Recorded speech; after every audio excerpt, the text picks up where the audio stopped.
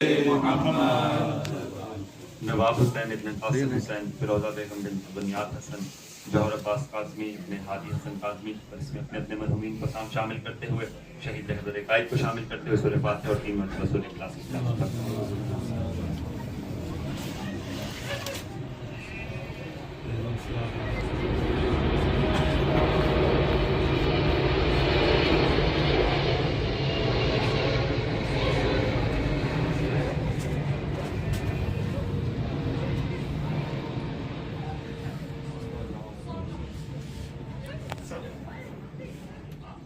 خوشنود محمد و آل محمد بلندر صلوات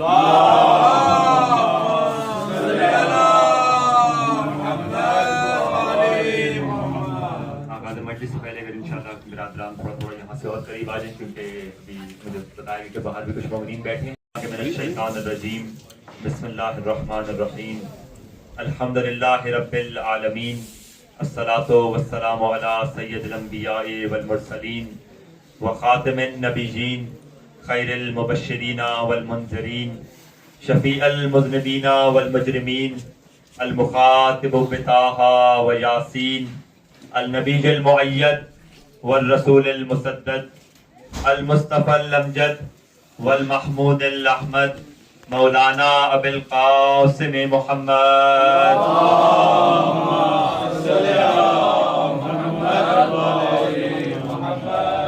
اللہم صلی وسلم وزد وبارک علی صاحب الدعوۃ النبویہ والصولۃ الحیدریہ والعصمۃ الفاطمیہ والحلم الحسنیہ والشجاعۃ الحسینیہ والعبادۃ السجادیہ والمآثر الباقریہ والآثار الجعفریہ والعلوم الکاظمیہ والحجج الرضویہ والجود التقویہ والنقابۃ النقویہ والہیبۃ العسکریہ والغیبۃ الالہیہ صلوات۔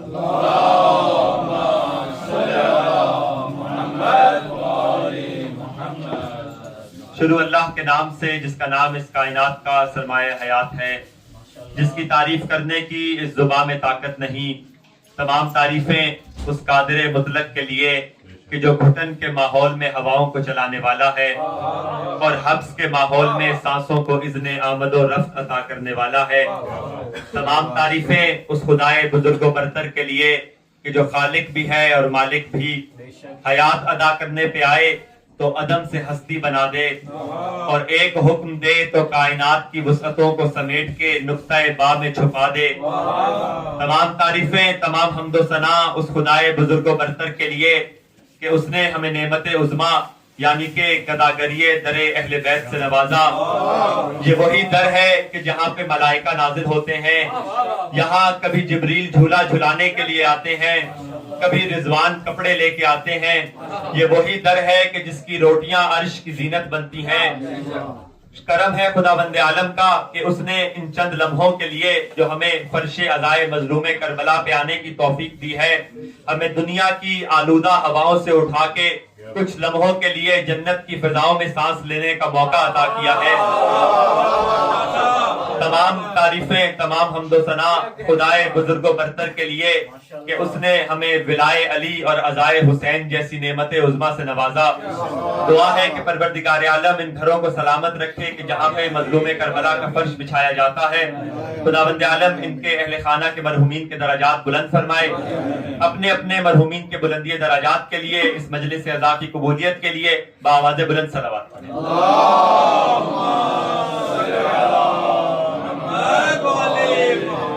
اور ان تمام کے نگران کا نام نامی عمران ہے اور ان تمام کے دشمن کا لقب شیطان ہے۔ ہمیں فخر ہے کہ ہم نے دین ان ہستیوں سے حاصل کیا کہ جن کی اپنی زندگی میں یا جن کے آباء و اجداد کی زندگی میں کسی ایک لمحے کے 1000ویں حصے میں بھی کبھی شائبہ کفر نہ رہا ہو، چاہے وہ ذات ہاشم کی ہو، چاہے وہ عبد المطلب ہو، چاہے وہ حضرت عبداللہ ہو یا وہ جناب ابو طالب ہو۔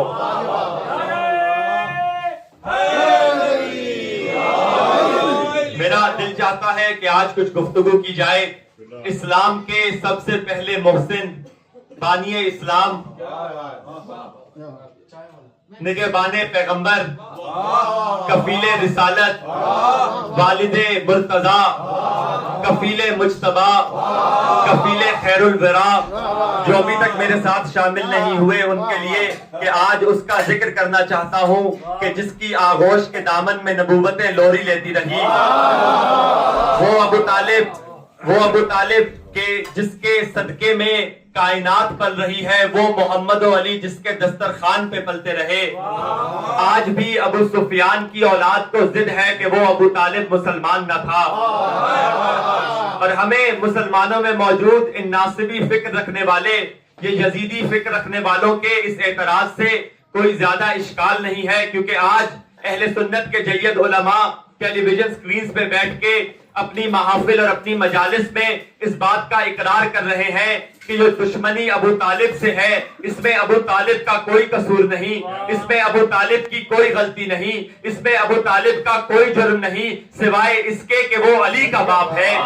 तो मैं कहूंगा कि जरा हिम्मत बढ़ाओ और तुम्हारा जब मसला अली से है, क्योंकि दुश्मनी अबू तालिब जो तुम कर रहे हो, तुम्हारा असल मसला तो बुग़्ज़े अली है ना, तो अगर बात करनी है तो अली पे बात करो ना, अली के बाप तक जाने की जरूरत नहीं है। अली पे बात करो कि मुसलमान थे या काफिर, अली पे बात करो कि कंजूस थे या सखी, भाई अली के बाप तक जाने की क्या जरूरत है। अली पे बात करो कि एक रकाब से दूसरी रकाब में आने तक सारा कुरान मुकम्मल कर लेते थे या सारी जिंदगी एक सूरत ना याद कर सके। भाई बात करनी है तो अली पे बात करो ना कि कूफा और मदीना के मिंबरों पे बैठ के सलूनी का दावा किया था या छोटे छोटे मसले पूछने के लिए अपनी बेटी के घर आया करते थे। भाई बात करनी है तो अली पे बात करो ना कि गहवारे में सांप का मुंह तोड़ देता था या बुढ़ापे में सांप देख के दिल छोड़ देता था।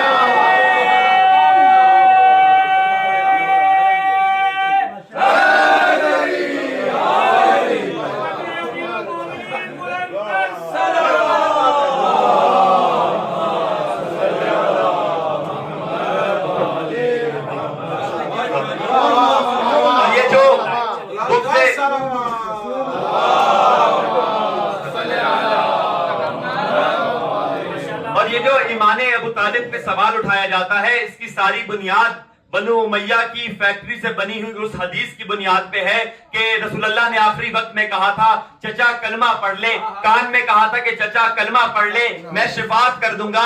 अब यहाँ पे भी देखे ना कि मौलवी ने डंडी मारी भी तो खुदावंद आलम ने हमारे लिए वहां पे भी मतालिब रख दिए। कह कौन रहा है कि चचा कलमा पढ़ ले, मैं शिफात कर दूंगा। ये हदीस वो मौलवी सुना रहा है जो शिफात मोहम्मद को मानता ही नहीं है। एक तरफ कहता है कि मोहम्मद वाले मोहम्मद शिफात नहीं करेंगे और यहाँ कह रहा है चचा कलमा पढ़ ले। मोहम्मद मुस्तफा ने कहा मैं शिफात करा दूंगा। और देखे ना कि कहा कान में कहा था। भाई जो बात कान में कही जाती है वो बहुत धीमे से कही जाती है। उन यकीनन लम्हाए मुताहर अबू तालिब के कानों के करीब भी गए होंगे। भाई मुसलमान की अकीदत के क्या कहने, ये सुनने पे आए तो कान की कहीं सुन लेता है। और जब मुस्तफा चीख चीख के बताते रहे मन कुम तो मौला मौला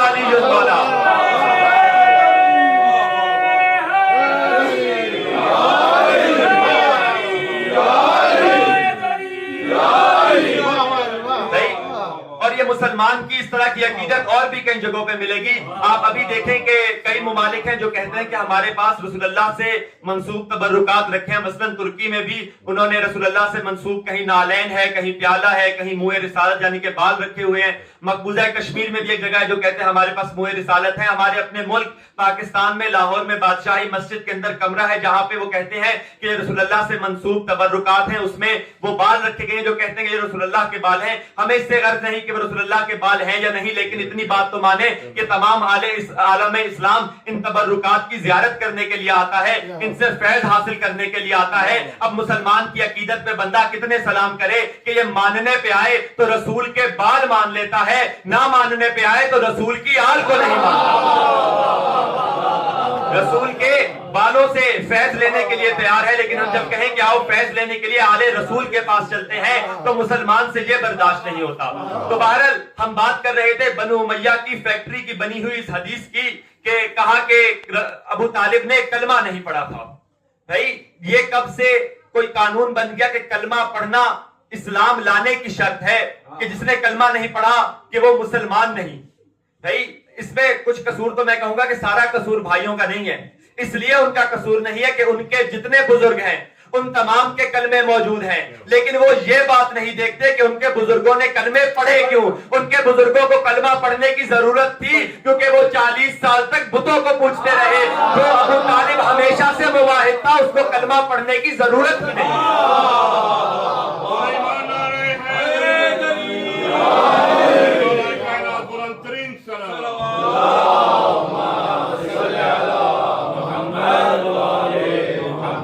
اور بھائی یہ کلمہ پڑھنا بھی یہ کب سے اسلام کی شرط ہو گئی کہ جس نے کلمہ پڑھا ہے کوئی دلیل یا کوئی اس کو سٹیمپ تو نہیں لگی نا کہ یہ لازمی مسلمان ہے یا یہ صاحب ایمان ہے. آپ پریشان نہ ہو, آپ کے ملک پاکستان کی, ہمارے ملک پاکستان کی مثال لیتے ہیں. کیا پاکستان میں موجود قادیانی وہی کلمہ نہیں پڑھتے جو باقی اہل اسلام پڑھتے ہیں؟ وہ بھی لا الہ الا اللہ کی گواہی دیتے ہیں, وہ بھی محمد الرسول اللہ کی گواہی دیتے ہیں. ان کی مسجدوں میں بھی یہی کلمہ لکھا ہوا ہے, ان کی اذانوں میں بھی یہی گواہی دی جاتی ہے. لیکن پاکستان کا آئین ان کو پھر بھی مسلمان نہیں مانتا.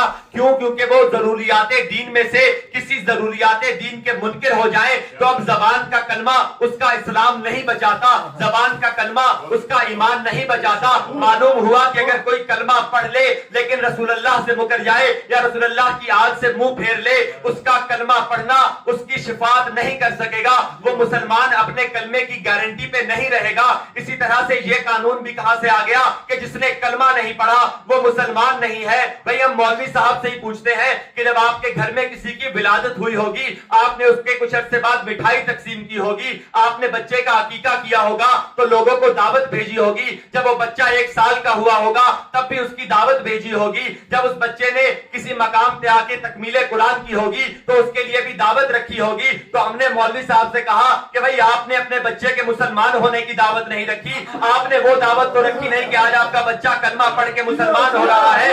تو یہ دنیا کا مولوی کہے گا کہ بھئی وہ میرا بچہ ہے, اس کی میں نے تربیت کی ہے, اس کو کلمہ پڑھ کے مسلمان ہونا ضروری نہیں ہے. بھئی مولوی کے بچے کو کلمہ پڑھنے کی ضرورت نہیں ہے تو جس ابو طالب نے دنیا کو محمد اور علی جیسے پال کے دے دیے.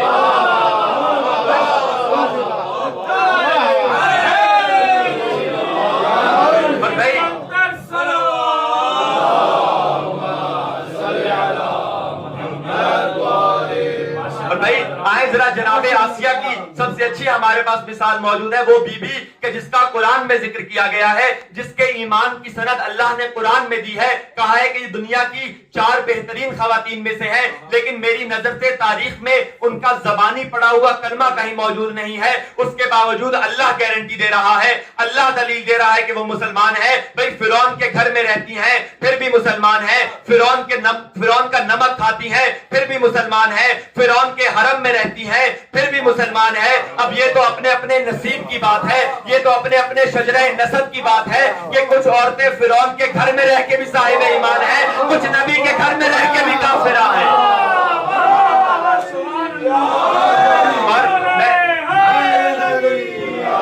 اور میرا پڑھا لکھا مجمع سمجھ گیا کہ میں زوجہ نوح کی بات کر رہا ہوں, میں زوجہ لوط کی بات کر رہا ہوں کہ یہی فرق ہے رحمان کی کنیزوں میں اور شیطان کی کنیزوں میں کہ جو رحمان کی کنیزیں ہوتی ہیں وہ فرعون کے گھر میں رہ کے اللہ کی رحمت کی حقدار ہو جاتی ہیں, اور جو شیطان کی کنیزیں ہوتی ہیں وہ نبی کے گھر میں رہ کے بھی لعنت کی حقدار ہوتی ہیں.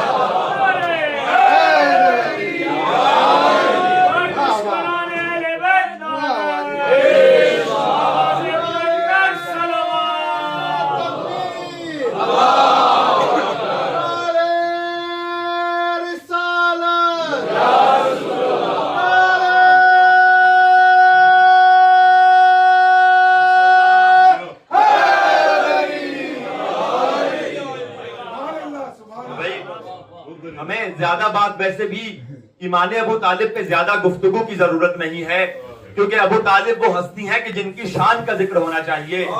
ایمان ابو طالب پہ ہمیں زیادہ بات نہیں کرنی, ہمیں شان ابو طالب پہ بات کرنی ہے. ابو طالب اس ہستی کا نام ہے کہ جو اسلام کا پہلے دن سے محسن ہے.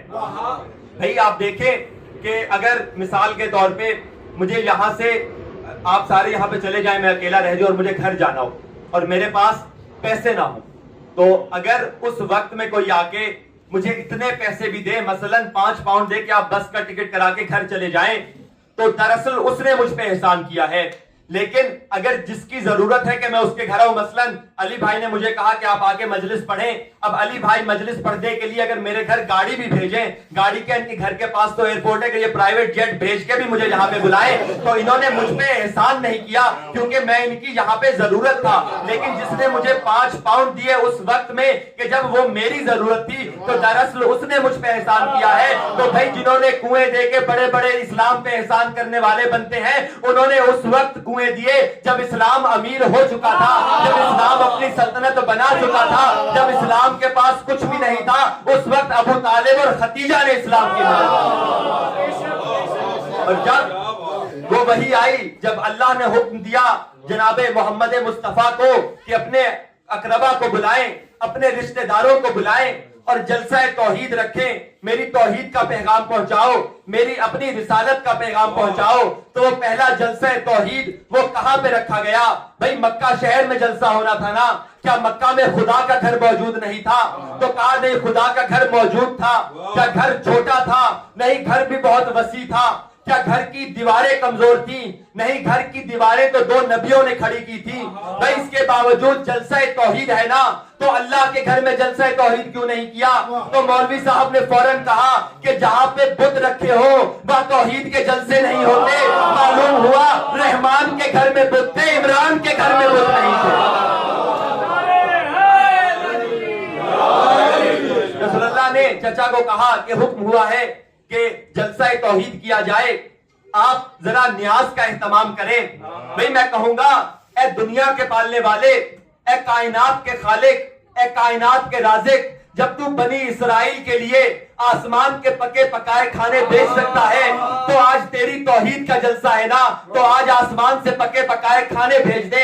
ممکن ہے، عجب نہیں کہ آواز قدرت آئے. میں نے پہلے دن سے امت کو ابو طالب کے دسترخوان کا نمک کھلا دیا تاکہ قیامت تک جو ابو طالب کے خلاف بات کرے وہ کچھ اور ہو نہ ہو، نمک حرام ضرور ہو.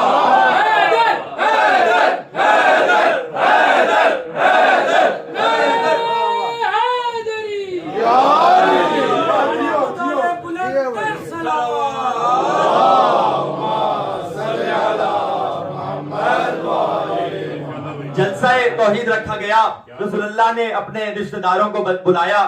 اب یہاں پہ ایک نکتہ یہ بھی سنتے جائیں کہ جنہوں نے بعد میں بہت شور مچائے کہ فلاں بھی رسول اللہ کے رشتہ دار ہیں، فلاں بھی رسول اللہ کے رشتہ دار ہیں، ہمیں دعوت ذوالعشیرہ میں دکھاؤ کہ جہاں پہ اللہ نے کہا تھا کہ رشتہ داروں کو بلاؤ تو ان میں سے کون سے رشتہ داروں کو بلایا گیا تھا. اور یہ بات تو تب ثابت ہو گئی کہ جنہوں نے بعد میں رشتے دے دے کے رسول اللہ کی رشتہ دار بنتے رہے، ان کا مسئلہ تو وہاں پہ خراب ہو گیا کہ جب جبرائیل نے اللہ سے سوال کر لیا وَمَن تَحْتَ الْكِسَاءِ، یہ چادر کساء کے نیچے کون ہے، تو اللہ نے کیا کہا، ہم فاطمہ تو وابوہا وبالوہا وبنوہا، یہ فاطمہ ہیں، فاطمہ کے بابا ہیں، فاطمہ کے شوہر ہیں، فاطمہ کے بیٹے ہیں. بھئی یہ نہیں کہا رسول اللہ ہیں، رسول کی بیٹی ہے، نہیں، فاطمہ ہے، فاطمہ کے بابا ہیں، فاطمہ کے شوہر ہیں، فاطمہ کے بیٹے ہیں. بھئی معلوم ہوا کہ اللہ کے ہاں رسول کی رشتہ داری نہیں دیکھی جاتی، بطول کی رشتہ داری دیکھی جاتی ہے. تو اب آپ نے اگر کسی بزرگ کو بڑا بنانا ہے تو یہ نہ ثابت کرو رسول کے کیا لگتے تھے، ہمیں یہ ثابت کرو بطول کے کیا لگتے تھے. تو بہرحال دعوت ذوالعشیرہ کا اہتمام کیا گیا، جناب ابو طالب نے کھانا بنایا، کھانے کا اہتمام کیا گیا، 40 کفار مکہ کو بلایا، انہوں نے کھانا کھا لیا. کھانا کھا کے یہ اٹھے اور وہاں سے نکلنا چاہتے تھے کہ یہاں سے جب رسول اللہ کھڑے ہوئے، آج جلسہ توحید کا پہلا خطاب ہونے لگا ہے رسول اللہ کا، لیکن کفار مکہ نے شور کیا اور وہاں سے چلے گئے. بھئی یہاں پہ اتنا تو مجھے کہنے دیجئے نا کہ اگر تقریر سن کے بائیکاٹ کرتے تو سمجھ بھی آتا ہے کہ رسول اللہ کی بات سنی تھی، بات سمجھ نہیں آئی اس لیے بائیکاٹ کر دیا. بھئی ابھی تو رسول اللہ نے تقریر ہی نہیں کی. تو میرا دھیان گیا سورہ انعام کی اس آیت کی طرف کہ جہاں پہ قرآن میں ارشاد ہو رہا ہے کہ شیطان اپنے ولیوں پہ وحی کرتا ہے، جس طرح اللہ کے ولی ہے اسی طرح سے شیطان کی بھی کچھ ولی ہے. تو معلوم ہوا گویا شیطان نے پہلے سے وحی کر دی تھی کہ یہ تمہارے خداؤں کا انکار کرنے والا ہے، یہ اپنے ایک خدا کا اقرار کرنے والا ہے، اپنی نبوت پہنچانے والا ہے. تو معلوم ہوا کہ جس طرح انہوں نے ابھی رسول उनकी बात नहीं सुनी थी, शैतान की वही सुन के जो शैतान ने अपने वलियों पे की थी, पहले से ही वहां से चले गए। इसी तरह अभी रसूल ने लिखा नहीं था, सिर्फ कलम दबात मांगा था, लेकिन जिस वली पे शैतान ने वही की उसने कलम दबात ही नहीं दी।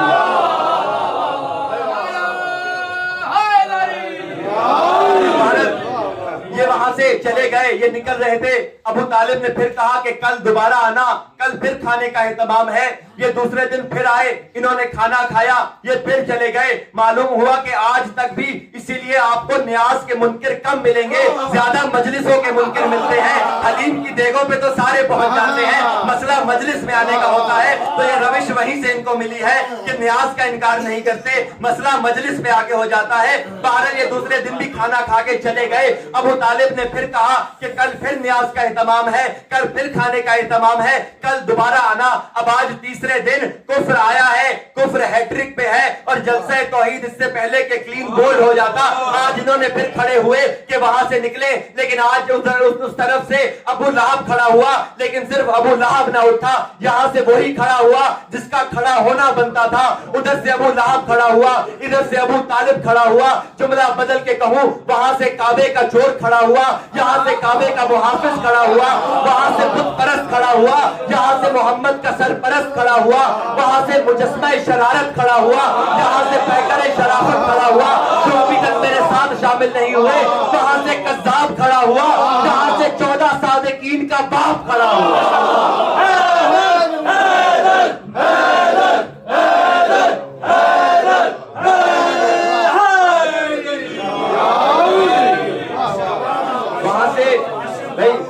शहीद मोहसिन नकवी के मिसरे भी सुनते जाएं कि वहां से अबू लहब खड़ा हुआ, यहाँ से अबू तालिब खड़े हुए, वहां से काबे का चोर खड़ा हुआ, यहाँ से काबे का मुहाफिज खड़ा हुआ, वहां से कज़्ज़ाब खड़ा हुआ, यहाँ से 14 सादिकीन का बाप खड़ा हुआ।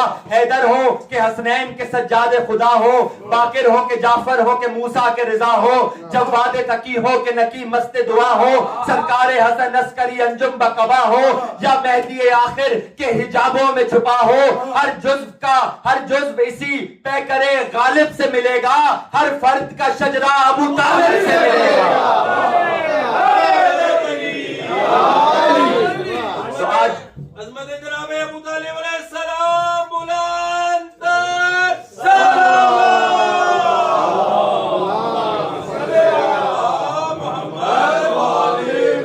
और यहाँ से आज जब जनाब अबू तालिब खड़े हुए तो अबू लहब को जलाल से देखा, उसने चाहा था कि रसूलुल्लाह की तौहीन करे। अबू तालिब ने अबू लहब को मुखातिब करके कहा, उसको या हिमार, ए गधे चुप हो जा। मालूम हुआ कि जो रसूलुल्लाह की तौहीन करे, जो रसूलुल्लाह के आगे आवाज बुलंद करे, चाहे वो दावत ज़ुलशीरा में हो, चाहे दावत ज़ुलशीरा के बाद किसी और मकाम पे हो, या आज तक जो तौहीन रिसालत करते हैं वो कुछ और हो ना हो, अबू तालिब की नजर में गधे जरूर है। तो मुखातिब किया अबू लहब को और उसको खामोश किया। अब चेहरा फिरा रिसालत की तरफ, रहमत के लिए रहमत आ गई चेहरे पे, जलाल ने जगह छोड़ी, चेहरे पे जमाल आया। और अब रसूलुल्लाह को क्या कह के मुखातिब किया, कुम या सैयदी व मौलाई, कुम या सैयदी व मौलाई, खड़े हो जाएं मेरे सैयदो आका, मेरे मौला, मेरे सरदार, और अल्लाह की नबूवत इन तक पहुंचा दे। भाई अजब नहीं कि अल्लाह को अबू तालिब की ये अदा इतनी पसंद आई कि आज अबू तालिब ने 40 कुफ्फार में मेरे हबीब को, मेरे मुदस्सिर को, मेरे मुजम्मिल को, मेरे यासीन को, मेरे खातिमुन नबीयीन को 40 कुफ्फार में मौला कह के मुखातिब किया है। यही मोहम्मद मुस्तफा 1.25 लाख हाजियों के मजमे में इसी अबू तालिब के बेटे को दोनों बाजू बुलंद करके कहेगा, मन कुन्न मौला फहाज़ा अली।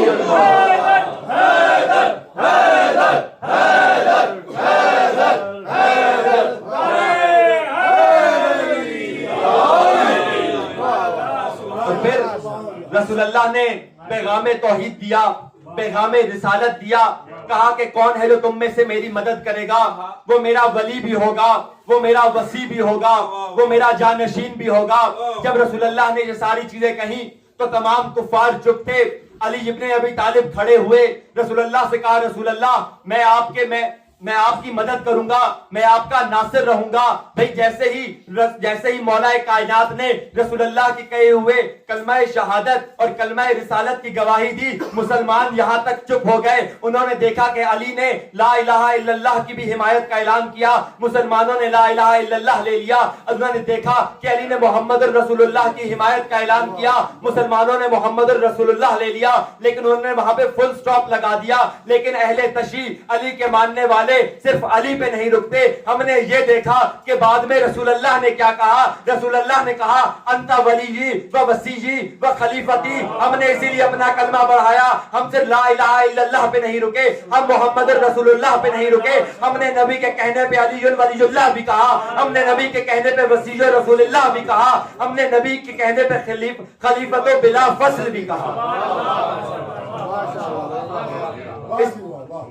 اس طرح سے آپ کو دکھے گا کہ کس طرح سے ابو طالب محسن اسلام ہے, محسن رسالت ہے. اور صرف جناب ابو طالب کی پوری زندگی میں ہمیں یہی ملتا ہے کہ جب کہیں وقت آیا تو ابو طالب رسول اللہ کی ڈھال بن کے کھڑے ہوئے. یہی وجہ ہے کہ جب تک جناب ابو طالب حیات تھے رسول اللہ نے ساری تبلیغ مکہ میں کی. ہجرت کی ضرورت تب آئی جب ابو طالب اس دنیا سے پردہ فرما گئے, کیونکہ جس طرح کی ڈھال ابو طالب مکہ میں رسول اللہ کے لیے تھے اس طرح کی کوئی اور وہاں پہ موجود نہیں تھا. اور جہاں تک کہ جب ابو طالب اس دنیا سے چلے بھی گئے تو انہوں نے یہ حب رسول, انہوں نے رسول اللہ کی محبت, رسول اللہ سے وفاداری اپنی اولاد میں بھی دے دی. اور ہمیں دکھا کہ مدینہ میں علی نے رسول اللہ کی حفاظت فرمائی. علی کے بعد یہ حفاظت اسلام کی اور رسول اللہ کے پیغام کی حسن علیہ السلام نے کی, حسین علیہ السلام نے کی. یہاں تک کہ آج تک جب بھی اسلام کو تحفظ کی بات آتی ہے تو ہمیشہ ابو طالب کا خون ہی بات کرتا ہے.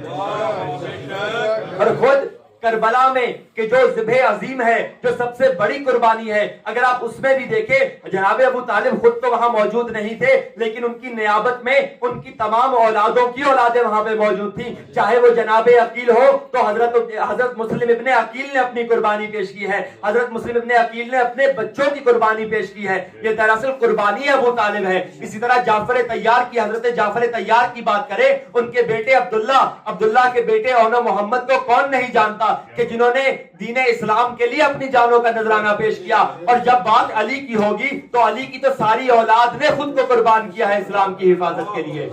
تو یہ جو اسلام کی حفاظت کا جذبہ پیدا ہوا ہے یہ تربیت ہے جناب ابو طالب کی.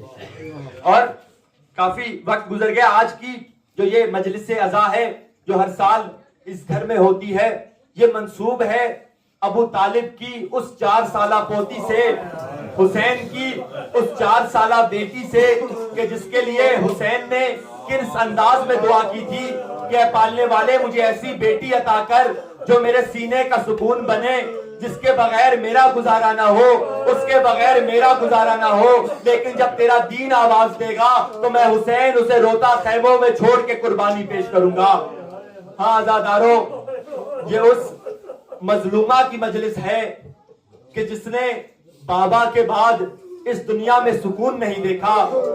ہاں عزادارو, میں چاہتا ہوں کہ کچھ تذکرہ آغاز کیا جائے اس لمحے کا کہ جب کربلا میں سارے شہید ہو چکے, حسین ابن علی آخری شہید بچے ہیں اور خیموں سے نکلے, تمام بیویوں سے ودا کیا. راوی کہتا ہے کہ 2 جوان ایسے ہیں ہاشمی جوان روز عاشور کے جن کی زندگی میں ان پہ ماتم ہوا ہے. ایک جناب علی اکبر ہے اور ایک مولا حسین ہے.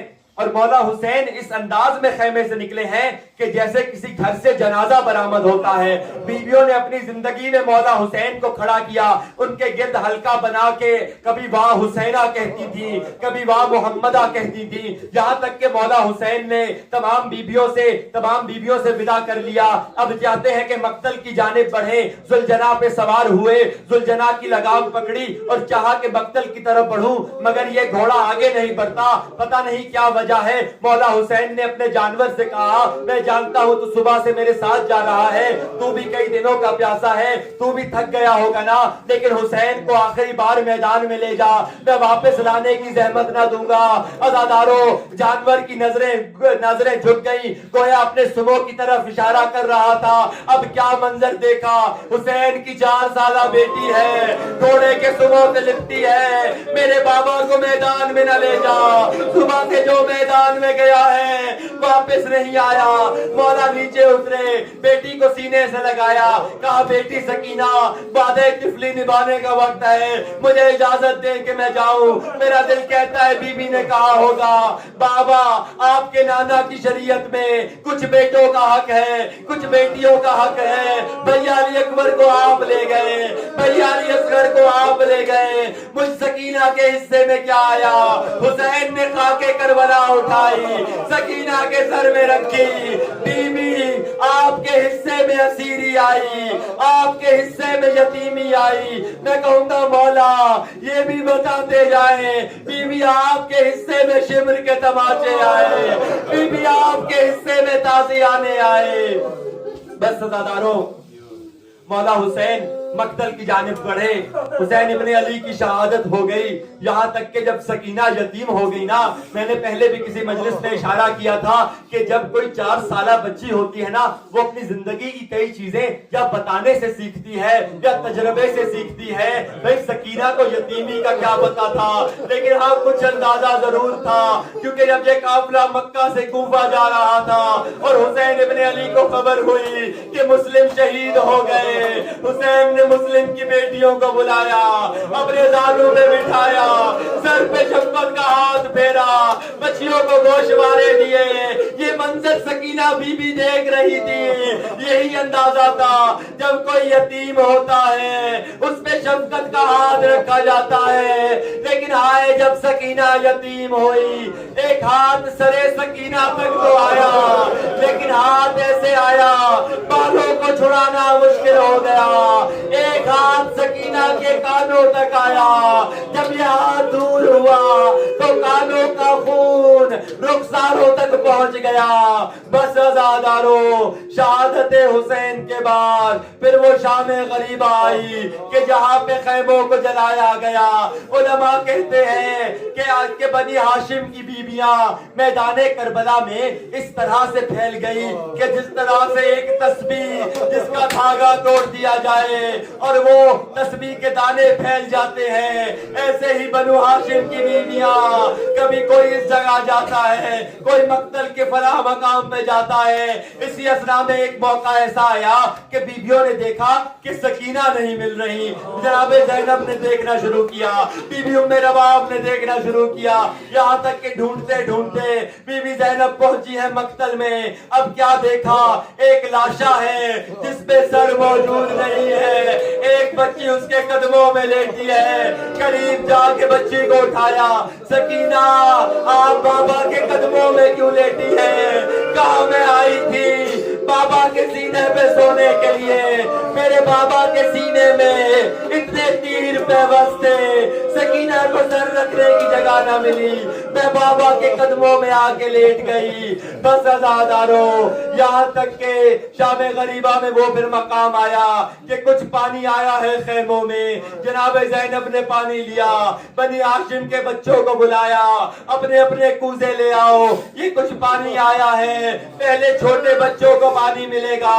سکینہ آپ آگے آئے, بی بی سکینہ کے کوزے میں پانی ڈالا, لیکن اب کیا منظر ہے, سکینہ نے پانی نہیں پیا بلکہ خیموں کی پچھلی جانب دوڑی گئی. کہا بیٹی سکینہ ادھر کیوں جاتی ہے؟ کہا بوبی اماں آپ نے کہا پہلے چھوٹوں کو پانی ملے گا, میرا علی اصغر 3 دن کا پیاسا ہے, میرے بھائی علی اصغر کو پانی چاہیے.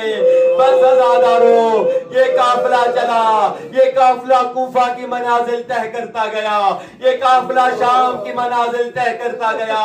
ابھی میں نے چند روز پہلے کہا تھا نا کہ جب جناب سجاد سے سوال ہوا مولا آپ کو کیا بات ہے جو اتنا رلاتی ہے، مولا وہ کیا غم ہے جو آپ کو نہیں بھولتا، تو مولا نے اکبر کی برچھی کا ذکر نہ کیا، علی اصغر کے 3 شعبہ تیر کا ذکر نہ کیا، بابا کے پیاسے گلے کا ذکر نہیں کیا، کہا الشام الشام الشام، سجاد کو شام نہیں بھولتی۔ مولا نے 3 دفعہ کہا نا، میرا دل کہتا ہے 3 منازل کا اشارہ کیا، آئے بازار شام، آئے دربار شام، اور آئے زندان شام۔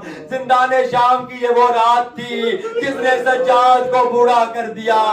ارے یہ وہ رات تھی جب بچی خواب سے اٹھی، کبھی زندان کے ایک کونے پہ، کبھی زندان کے دوسرے کونے پہ، پھوپھی اماں میرے بابا آئے تھے، مجھے بابا کے پاس جانا ہے، مجھے بابا کو، میرے بابا کو بلا دو۔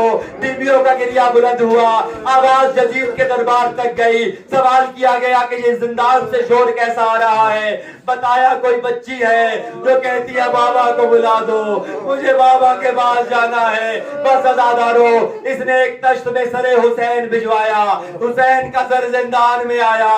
تسرے عاشور سے پہلے تک جو حسین جھک کے سکینہ کے بوسے لیتا تھا، آج سکینہ نے جھک کے بابا کے بوسے لیے، بابا کا سر آغوش میں رکھا، کبھی بابا کی پیشانی چومی، بابا آپ کی پیشانی پہ پتھر کس نے مارے، کبھی بابا کے رخسار چومے، بابا آپ کی داڑھی کو خون سے خضاب کس نے کیا، کبھی بابا کے لبائے مطہر چومے، بابا آپ کے لبوں میں چھڑی سے کس نے ظلم کیا، کبھی بابا کا کٹا گلا چوما، بابا آپ کی رگیں کس نے کاٹی۔ بس عزادارو، یہ بچی بہن کرتی گئی، یہاں تک کہ اس نے اپنا رخسار بابا کے رخسار میں رکھا، پھر یہ بچی چپ کر گئی۔ سید سجاد آگے بڑھے، سکینہ کا شانہ ہلایا، انا للہ و انا الیہ راجعون۔ بس عزادارو، آپ کو معلوم ہے نا کہ جب آپ اتنے لوگوں کے ساتھ ہو، پھر بھی آپ جب قبرستان جائے، کسی عزیز کا جنازہ ہو، وہاں پہ قبر بھی کھدی ہوئی ہوتی ہے، وہاں پہ مدد کرنے والے بھی ہوتے ہیں، لیکن کتنا کٹھن مرحلہ ہوتا ہے نا۔